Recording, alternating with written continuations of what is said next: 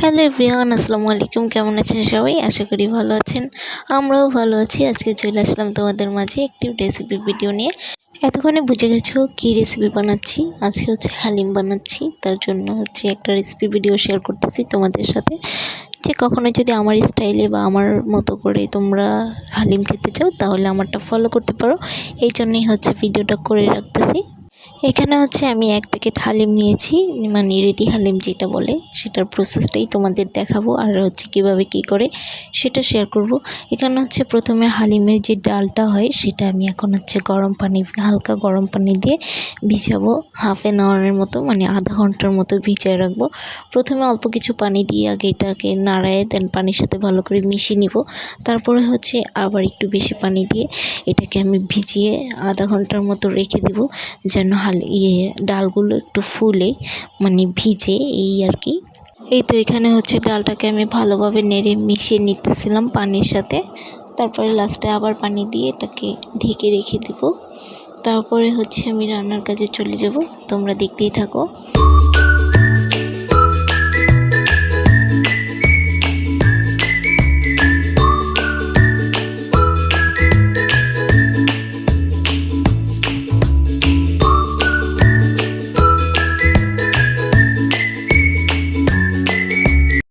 দেন চুলায় আমি একটা পাতিল বসিয়ে দিয়েছি। এখন এখানে পাতিলে কিছুটা তেল দিয়ে দিয়েছি। তোমরা তোমাদের পরিমাণ মতো তেল দিয়ে নেবা। তারপরে আমি কিছু পেঁয়াজ দিয়ে দিয়েছি। পেঁয়াজগুলো এখন আমি এখান থেকে বেরেস্তা করে উঠিয়ে নিব। তারপরে রান্না শুরু করব। আগে পেঁয়াজটা বেরেস্তা করে রেখে দিলে লাস্টে আর আলাদা করা বেরেস্তা করা লাগলো না। আমি একই সাথে কাজগুলো করে নিতে পারলাম আর কি। এখন আমি পেঁয়াজগুলো বেরেস্তা করতে থাকবো, তোমরা দেখতে থাকো।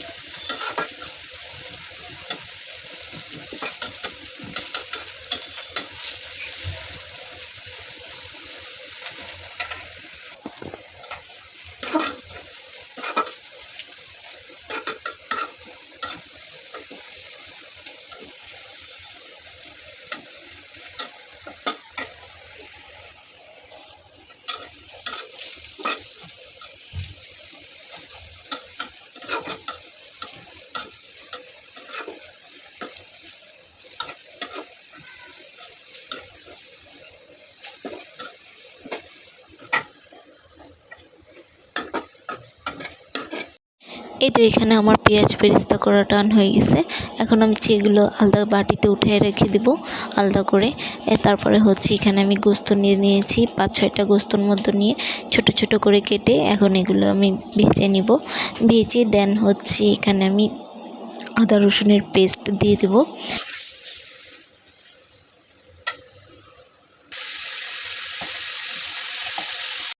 এখন এখানে আমি ১ চামচ আদা রসুনের পেস্ট দিয়ে দিয়েছি।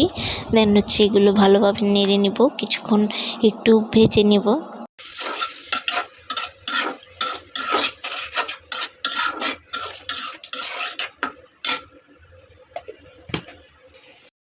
দেন এখানে আমি পরিমাণ মতো একটু লবণ দিয়ে দেবো আর মরিচের গুঁড়ো দিয়ে দেবো। যেহেতু আমি হালিমের মিক্সের ভিতরে একটা মশলা দেয়া থাকে গরুর গোস্তর জন্য, তো আলাদা কোনো বেশি মশলা দেওয়া লাগে না, শুধু একটু ঝালের পরিমাণ আর লবণটা দিলেই হয়। করতেছি তো আমি এখন হালিমের মশলাটা পুরোটা এখানে দিয়ে দেবো। যদি অল্প রান্না করেন তাহলে অল্প দিবেন, আর যদি বেশি রান্না করেন পুরোটা রান্না করেন তাহলে পুরোটাই মশলা দিয়ে দিতে হবে এখানে। দেন এগুলোকে একটু কষিয়ে নেব ভালোভাবে, যতক্ষণ পর্যন্ত না তেলটা উঠে আসা পর্যন্ত একটু মশলা দেন এটা কিছুক্ষণ কষিয়ে নিব। কষিয়ে নিয়ে তারপরে ১ বাটি পানি দিয়ে দেবো। তোমরাও পরিমাণ মতো পানি দিয়ে দেবো।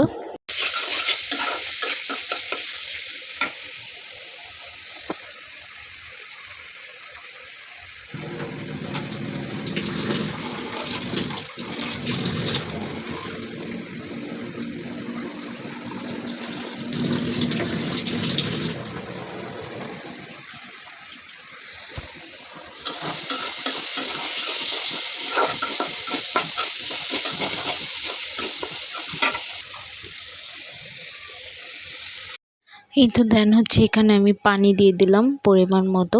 পানি দিয়ে তারপরে হচ্ছে গোস্তটাকে ভালোভাবে সিদ্ধ করে নিব। এটা তোমাদেরকে আমি একটু পরপরই দেখাতে থাকবো, আর হচ্ছে একটু পরপরই নাড়া দিয়ে দিব যেন হচ্ছে নিচের দিকে লেগে না যায়, যেহেতু অল্প গোস্ত আর অল্পই পানি দিয়েছি। পানি দেওয়ার শেষে এখন হচ্ছে আমি এটা ঢেকে দিব, আর হচ্ছে চুলার আঁচটা একদম মিডিয়াম আঁচে দিয়ে দিব যতক্ষণ এটা মানে ফুটবে। এই তো ফুটার পরে আমি একটা ফুটেজ নিয়েছি, যে ফুটেছে দেন হচ্ছে তোমাদের একটা নাড়ি দিয়ে দেখালাম। এখন হচ্ছে আর ঢাকনা দিব না, এখন হচ্ছে এইভাবেই থাকবে, আর চুলার আঁচটা যেভাবে ছিল সেমভাবেই থাকবে। এভাবেই আস্তে আস্তে হতে থাক। আর এর মধ্যে হচ্ছে আমি তোমাদের একটু পরপর দেখাই দিব কিভাবে হচ্ছে কি হচ্ছে। আমি নাড়া দিচ্ছি একটু পরপর, কারণ যেহেতু গোস্ত অল্প একটু পরপর নাড়া দিতে হবে, না হলে আবার নিচে লেগে যেতে পারে। তো তোমরা দেখতেই থাকো আমি কিভাবে কি করতে থাকি।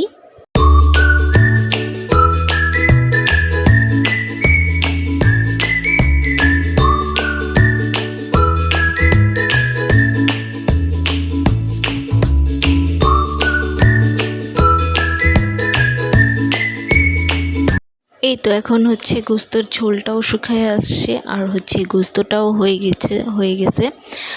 আর হচ্ছে এখন হচ্ছে আমি এটা নামিয়ে নিব। আর এখানে হচ্ছে এটা দেখতেছি এটা কতটুকু ফুলছে বা কি। এখন হচ্ছে এটা আমি গোস্তের ইয়েতে দিয়ে দিব, গোস্তর মধ্যে। দেন হচ্ছে একদম মিডিয়াম আঁচ করে রেখে দেব।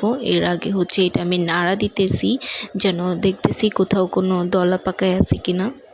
তারপর হচ্ছে আমি গোস্তর মধ্যে ইয়েটা দিয়ে দিব, তোমার মানে ডালটা যে ভিজিয়ে রেখেছিলাম সেই ডালটা দিয়ে দেওয়ার পরে ভালোভাবে নেড়ে মিশিয়ে নিব এটার সাথে, যেন পুরা কালারটা সেম থাকে, মানে কোথাও সাদা বা কোথাও একেবারে তরকারির ইয়ে হয়ে আছে এরকম না।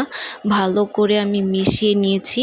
আর হচ্ছে এখন দেখতেছো একটু পানি পানি আছে, আর আমি ওই পানিটুকু ফালাইনি, যেগুলোতে ডালে ছিল আমি ওইভাবেই দিয়ে দিছি, যেন ডালটা একটু সিদ্ধ হয় ওই পানিটার সাথে। তার জন্য হচ্ছে আমি ফালাইনি, ওইভাবেই দিয়ে দেই। দেন হচ্ছে চুলার আঁচটা আমি আরও মিডিয়াম আরও অল্প করে দিয়েছি। তারপরে হচ্ছে প্রথমে আমি ঢাকনা দিয়ে রেখেছিলাম কিছুক্ষণ, যখন দেখছি বলক চলে আসছে তখন হচ্ছে আমি ঢাকনাটা সরিয়ে এইভাবেই রেখেছিলাম কিছুক্ষণ, মানে কিছুক্ষণ বলতে অনেকক্ষণ, যতক্ষণ না পর্যন্ত ঘন হয়ে আসছে। আর আমি হালিমটা একটু ঘনই খেতে ভালো লাগে আমার কাছে, পাতলা পাতলা হালিম আমার ভালো লাগে না। তার জন্য আমি হালিমটা ঘনই করে রাখি। এই তো দেখতেছো অনেকটা ঘন হয়ে আসছে, তো আমি আরও কিছুক্ষণ রাখবো। দেখতেই বোঝা যাচ্ছে ডালটা এখনও হয়নি, আর একটু হবে। দেন আমি আরও অনেকক্ষণ রাখি, তারপরে হচ্ছে আরও ঘন করি। তোমরা দেখলেই বুঝতে পারবে আমি কতটা ঘন করেছি। আর তোমরা দেখতেই থাকো আমি কিভাবে করতে থাকি। আর এটাতে কিন্তু একটু পরপর নাড়া দিতে হবে, না হলে কিন্তু নিচ দিয়ে লেগে যাওয়ার একটা সম্ভাবনা থাকে, যেহেতু এটা ঘন হয়ে আসতেছে। তো একটু পরপর এটা নাড়া দিয়ে দিতে হবে। তারপরে হচ্ছে আমি কিছুক্ষণ আবার হচ্ছে একটু রেস্টে রাখি, তারপরে হচ্ছে তোমার আবার নাড়া দিই। এভাবেই করতে থাকি বারবার, তোমরা দেখলেই বুঝতে পারবা।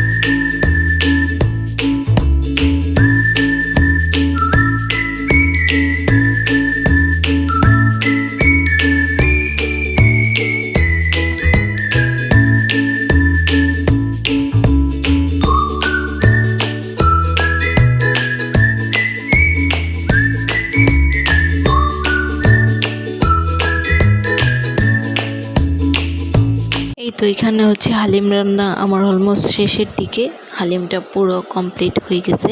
তোমরা দেখলেই বুঝতে পারতেছো কতটা ঘন হয়েছে এটা।